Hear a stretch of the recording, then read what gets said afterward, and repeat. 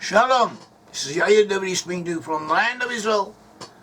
We represent Brit-Am. We research the whereabouts of lost in tribes. We find the lost in tribes of Israel amongst Western nations. And the Western nations can be divided up into different groups.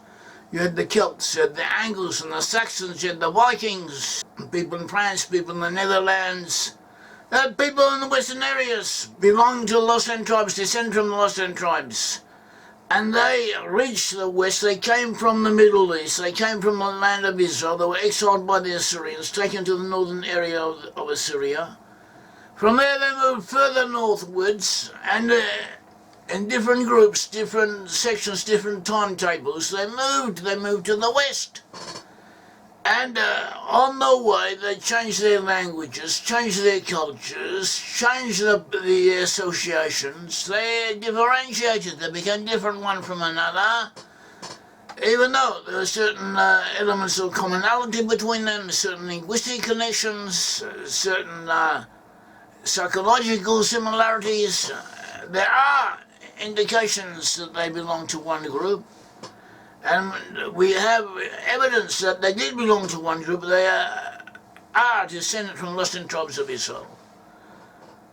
And each and every group of it, each and every one of these sections has its own type, its own indications, its own body of evidence associating it with the lost in tribes.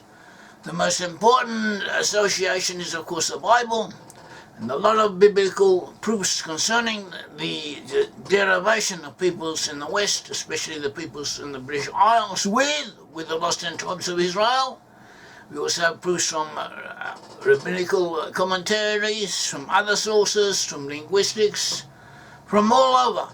And these proofs are important, and we have spoken about them, but they need to be repeated and gone over and refurbished, one could say, upgraded, because all the new evidence is coming in all the time. And we are human beings. We tend to forget about them, put them aside. There's nothing going on in that area. We don't relate to it. That is human nature. But nevertheless, we need to know about it. And the indications are from the Bible that in that time and age, the identification of these peoples need to know who they are. The Jews need to know who they are, and they need to know who they are. They need to become aware of their Israelite ancestry. So one of the sources of evidence, one of the indications, not necessarily the most important one, but one of them concerns Hebrew place names, the names of Hebrew tribes, being found amongst them. And that is what we will go over now, especially concentrating upon the Celts of the British Isles, of Ireland and of Britain, the people who lived there before the Angles and Saxons came to England, before the Vikings came in. They were known as Celts, and they had their own languages that were related one to another, similar to one each other, so similar cultures and legends one to another. There was a similarity, commonality between them. Some of these peoples are known in different writings as Gomer, the sons of Gomer. Gomer is also a name that the Welsh applied to themselves. And Gomer was a son of Japheth, the son of Noah. He was not an Israelite entity, but rather a non-Jewish, a Gentile one. Gomer became the forefather of peoples in the West, including the Germans, including Celtic, non-Israelite Celtic groups in the West. But we also find in the book of Hosea, especially chapters 1 and 2, it said especially that the Gomer was a name given to the lost in tribes in their places of exile, and he represented the lost in tribes in their places of exile. And this ties in with the 10 tribes after they had been exiled, linking up or being associated with other non-Israelite peoples, becoming part of this federation, and sharing influences between them and the others. And this is what the biblical book of Hosea indicates. So this is worth noting that Gomer was also a name the Welsh applied to themselves, and this was a name of Israelites, one of the name of the Israelites according to the Bible, to the book of Hosea. Also the name Albion. Albion was a name that the Greeks applied to Britain. Also Alba. Albion means white, is said to mean white. It can be understood to be related to the word Lebanon, which also means white. Lebanon is now the name of a country to the north of Israel, but it was once part of Israel, it was part of the Promised Land, and the area of Lebanon is mentioned many times in the Bible. The tribes of Asher were in Lebanon, so was part of the tribe of Manasseh, so were other Israelite tribes, including Dan, or part of Dan in that region. And as we said, Albion, the name Albion applied to Britain, could also be understood to, derive from the name Lebanon. The prophet Zechariah in the Bible, the prophet Zechariah 10:10, he predicts that Ephraim, meaning apparently in this case Ephraim, the word Ephraim sometimes applies to a specific tribe called Ephraim, or it can apply according to the context to all of the 10 tribes, of which the tribe of Ephraim was the leading tribe, albeit their name Ephraim may sometimes apply to all of them. And Zechariah 10:10 says that Ephraim, when he returns, when the tribe of Ephraim, that is the 10 tribes, return, they will first come to the area of Lebanon, that is a present-day area of Lebanon, north of Israel, and also to Gilead. Gilead is a region now known as Syria and Jordan, at least a portion of them, and that too will be taken over by the 10 tribes when they return to this area. So the name Gad, that Gad was the name of a tribe of Israel. His region, his territory was east of the Jordan. We find the descendants of Gad mainly to be amongst the Scandinavians, especially in Sweden, but there are also elements of them amongst the Celts. The Gadeni were a people in Scotland. Gad in Hebrew may be pronounced as Goth, so where the Goths in Sweden also descend from Gad. The Goths themselves applied the name Gad or Goth to themselves, so interchangeable. And so too we find elements from the Gad in the Isle of Britain. The Welsh refer to the Scottish. The Welsh refer to the Scottish as Ysgothiad, that is the island of the Goths, the land of the Goths. And also English authors refer to the elements amongst the Scottish as Ysgoths, that is the Gottish country of the Goths. So the name Goth and Gadeni was also another name for a settlement, a large settlement. And the region of now was Edinburgh in Scotland. So we have the name of God in Gad. So we have the name Gad in this area. Incidentally, we apply the Scottish mainly to the tribe of Manasseh, but also elements from Gad there, also elements from other Israelite tribes, including the tribe of Asher. So it's worth keeping in mind. In Ireland, we had people known as the Brigantes, the Brigants, according to Ptolemy. They were also in what is now northern England. In Irish, they're sometimes referred as the Barak, descendants of Dea Barak. Barak is a name, he's a Hebrew name, literally means lightning. Barak, the son of Brit-Am, out of Kadesh Naphtali, from the tribe of Naphtali, was a Hebrew leader. Judges 4:6. And this name was applied to the Brigants in Ireland and in Britain. We also have the name Israel. Israel was the name given to Jacob. Originally had Abraham, Isaac, and Jacob. Jacob was renamed Israel. Israel literally means struggle with God. It has two sections. Israel, God, Israel, struggle with Israel. Has two sections, Israel and Al, and we find in many cases the theophonic element of the name, that is the name meaning God, was often was eliminated or let lie, not used, not always used. So we have Yisrael becomes Yisra or Yisro in Irish legends. in Irish Chronicles, Yisrael was also the name of an ancestor of the British. It's the form of the name Yisrael, and the city near what is now York in northern England was known as Isur Brigantium, with the element Isur meaning Israel in the name. We also have the name Keren. Keren in Hebrew means horn. It also has a similar meaning in Latin. There was a province of Karnaim in Gilead, east of the Jordan. Incidentally, Gilead itself is also an ethnic name found amongst the Celts. It was also rendered as Galati or Galadi, Gilead. And we find this in the British Isles and also in France, which was also a Celtic area. At all events, this region, Karnaim, belonged to Manasseh. It was in the area of Gilead,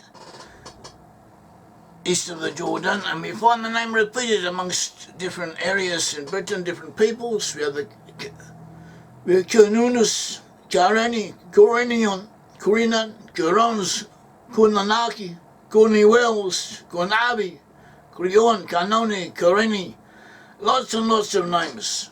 Also Cornwall comes from the same source, Cornwall. Also the god Carnunus amongst the British Celts was a god with horns. And this name is also is found all over Celtic areas. It seems to be especially concentrated in areas of the Picts in northern Scotland. Relates us with the Druids with the priestly element, pagan priests amongst the Celts in the Britain and Ireland. But they had both ancient Canaanites and Hebraic practices, and their centre in Gaul and France was the people known as the Carnuts. So here too we have a link to the name with the root Kern. Also we have the name Yair. Yair, my name, Yair. Y-A-I-R. Often in English translations of the Bible it is written as Jair, J-A-I-R, because in a few centuries ago there was the Y and the J letters were interchangeable. At all events, this name Yair is found. It was important in the Bible. It's also important in Celtic history. Irish legends mention ancestors with the root of this name, such as Yair Bonnell, Yair Yair Bannell, son of Nemet.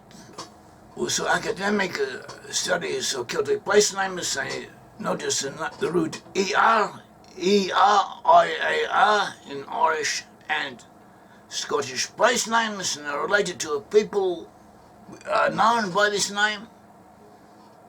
In Irish legends, a person known as E-R, and his descendants of the E-R-E, we descend from Nemha, or something similar in Irish, which is said to mean sanctified or separated. And we have a Perushim amongst the tribe of Manasseh, whose name also means the same. Also in Irish traditions, ER is associated with Judas, with the Jews of Judah, in some way or other. And these two associations, both with Judah and with Manasseh, are repeated in the Bible. Hezron, the son of Peretz, the son of Judah.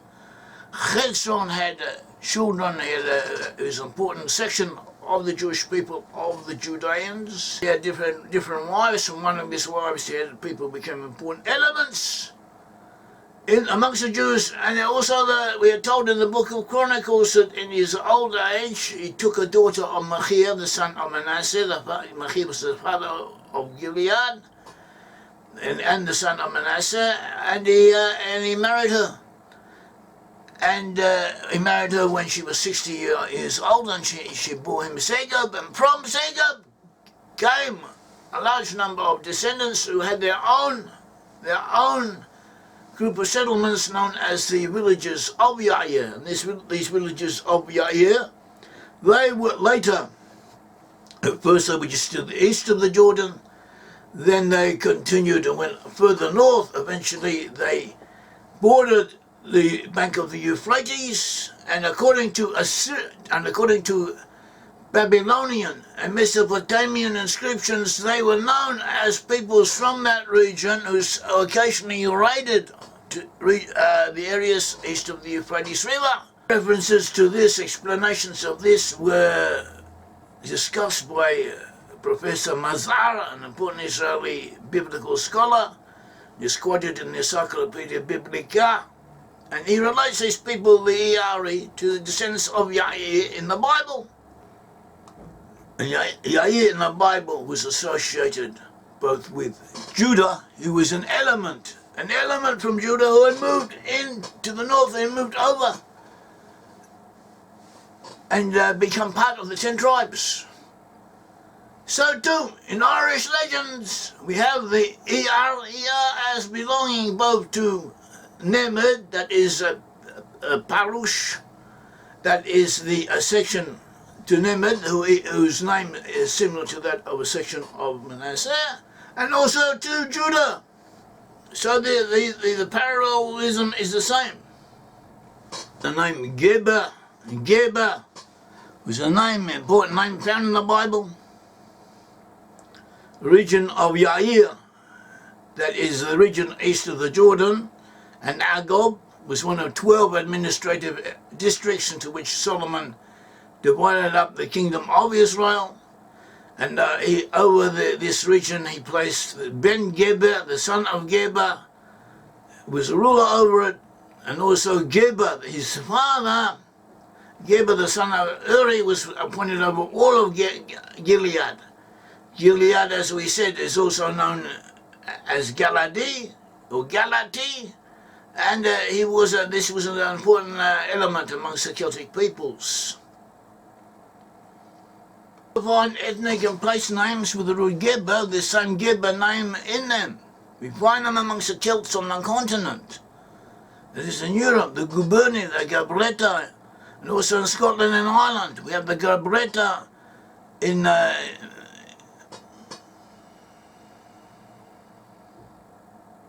we have Gabromagus and Vergobrettus in Gaul. We have the Guberni, what is now Holland. In Asian Ireland, we have a group known as the Gabrage. It also has this Geberut, word Groot, a place named Gabran, and the king of the Picts, also known as Gabran. And we have the Lagan people in Leinster. Leinster's Eastern Ireland. The Lagan people dominated all of Eastern Ireland. And they're also known as Gaber. So here too we have this Geber root in an ethnic name associated with Celtic peoples. We should also mention that linguistically, both Irish, as Gaelic and Welsh, have similarities to Hebrew. They have an underlying grammatical structure parallel to that of the Hebrew language, and also have numerous words similar to those in Hebrew. Welsh especially is known for being similar to Hebrew. This is not something that it's not some novelty that we are introducing. This has been known for at least 600 years. Thousands of books have been written about it. And you can find them on our websites, examples and extracts, and also on the internet, whole sections of old Welsh translations of the Bible are very similar to the original Hebrew of the Bible, and comparisons can be made. And all kinds of explanations have been given for this. Many linguists recognize the similarity, but they come up with all kinds of prosaic explanations for it. They stretch the imagination. They seem to go out of their way, turning somersaults in order not to recognize the possibility of a direct Hebrew association between the two peoples and between the two languages. So this too is worth knowing and taking into recognition.